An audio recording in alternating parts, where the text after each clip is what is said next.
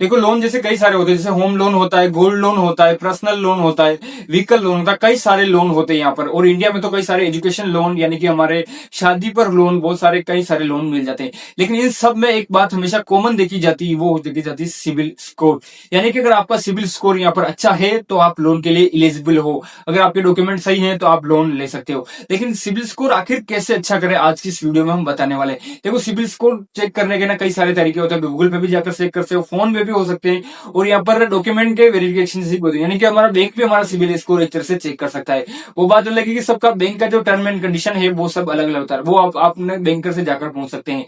लेकिन civil score check कैसे होता है आज की इस वीडियो में हम बताने वाले हैं। अगर आप कोई लोन के लिए अप्लाई करते हो और आपका सिविल स्कोर रिजेक्ट हो जाता है, यानी आपका सिविल स्कोर पूरा नहीं है, और सिविल स्कोर कितना होना चाहिए आज की इस वीडियो में बताने वाला हूं। तो कंप्लीट वीडियो को पूरा देखिए, अगर अच्छा लगा तो आपको चैनल को सब्सक्राइब कर दीजिए। आपका एक सब्सक्राइब मोटिव करता है आगे वीडियो बनाने के लिए।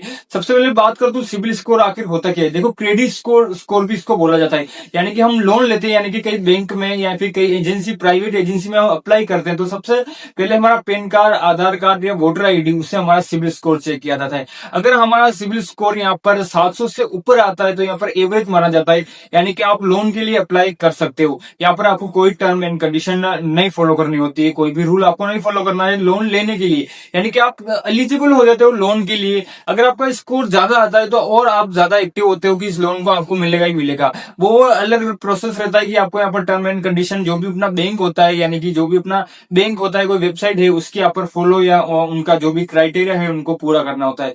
लेकिन सबसे पहले बता दूं, सिविल अगर कम है, आपका सिविल स्कोर अगर 600 से कम है यानी कि 400 है, तो आपको क्या करना चाहिए ऐसा जिससे आपका सिविल स्कोर यहाँ पर 700 हो जाए। तो आज की इस वीडियो में ये बताने वाला हूं। कंप्लीट वीडियो को पूरा देखिए, अगर आपको अच्छा लगा हो तो वीडियो को लाइक, सब्सक्राइब एंड शेयर कीजिए, क्योंकि इस तरह की वीडियोस बनाना काफी मुश्किल होता है, काफी रिसर्च करनी पड़ती है, तब जाकर यहाँ पर ऐसी वीडियो बनती है।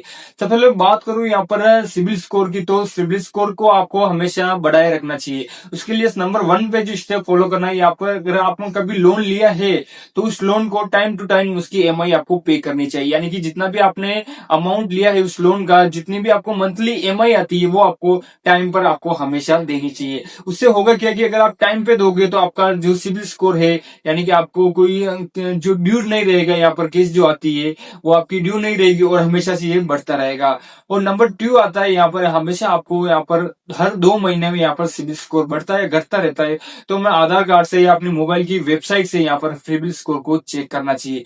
और कैसे चेक करते हैं नेक्स्ट वीडियो में ये भी बता दूंगा। नंबर 3 पे जो स्टेप आता है वो आपको ये चीज बिल्कुल भी नहीं करनी, यानी कि आपको बार बार लोन के लिए कहीं भी अप्लाई नहीं करना है। अगर आप लोन के लिए अप्लाई करते हो बार बार, तो होता है क्या है कि आपकी सिविल स्कोर बार बार चेक होती है, तो उससे होता है क्या कि ये बार बार रिजेक्ट भी कर देती है। यानी कि अगर बार बार चेक करोगे तो उसको वो आप हमेशा कम ही बताएगी, ये भी काफी बार देखा गया है। तो आपको ये चीज बिल्कुल भी नहीं करनी, यानी कि आपको बार बार हमेशा से अपने लोन के लिए अप्लाई नहीं करना है। यानी कि जितना ज्यादा कम लोन हो सके उतना लोन कम लेना चाहिए। देखो हमेशा से हमारी जो इंडियन फैमिली आती है वो हमेशा से मिडिल क्लास रही है, यानी कि 95% जो फैमिलीज है वो मिडिल क्लास है, तो उनको लोन की जरूरत पड़ती ही पड़ती है। यानी कि हमको लेना ही चाहिए, वो हमारी जरूरत भी है लोन की और एक सुविधा भी है। लेकिन उस सुविधा का गलत फायदा नहीं उठाना चाहिए। अगर उस सुविधा का गलत फायदा उठाएंगे तो नुकसान यानी कि हमें ही होगा, यानी हम सबको ये नुकसान होगा। और नुकसान की भरपाई में होगा क्या कि हमें अगला लोन नहीं मिलेगा। यानी कि मोरल ऑफ द स्टोरी यहाँ पर लोन हमेशा आपको लेना तो चाहिए, बाकी टाइम पे टाइम भरते रहना चाहिए, और बाकी ज्यादा लोन नहीं चलाएंगे कि आपको 2 से 3 या लोन यहाँ पर नहीं लेना चाहिए। उससे होता है क्या कि अगर आपकी एक भी लोन की किस्त डाउन हुई, यानी कि ड्यू हुई किस्त, यानी कि जो ईएमआई आती है वो मंथली ड्यू हुई, तो आपकी यहाँ पर ब्रेक लग जाती है, यानी कि आपका सिविल स्कोर यहाँ पर गिर जाता है। और जितने भी आप क्रेडिट कार्ड ले रहे हो उनको टाइम पे टाइम बंद कर देना चाहिए, यानी कि आपने लिया पैसा जमा कराया वो तुरंत ही बंद कर देना चाहिए। अगर आपसे करते हो तो आपका सिविल स्कोर यहाँ पर बना रहता है और एक अच्छे से यहाँ पर ईएमआई चलती रहती है। और नंबर 4 पे आता है, वो आता है यहाँ पर आपको हमेशा से क्रेडिट कार्ड का कम उपयोग करना चाहिए। यानी कि क्रेडिट कार्ड का अगर आप कम उपयोग करोगे तो आपका सिविल स्कोर हमेशा हाई रहेगा। और जितना ज्यादा लोन लोगे, यानी कि आपने एक लोन लिया उसको अच्छे से भरा, तो आपका सिविल स्कोर हमेशा हाई रहेगा। और उससे कई सारे पॉइंट्स है जो मैं वीडियो में कवर करूंगा, उससे पहले लाइक, सब्सक्राइब एंड जरूर कीजिए। नेक्स्ट वीडियो हम इसलिए बनाएंगे यहाँ पर कि आप कैसे यहाँ पर सिविल स्कोर अपना चेक करते हो। सिविल स्कोर पर देखो कई सारे वीडियोस में बना सकता हूँ यहाँ पर, लेकिन अच्छा वीडियो बनाना काफी ज्यादा डिफिकल्ट हो जाता है, यानी कि वीडियो बनाना काफी ज्यादा मुश्किल हो जाता है।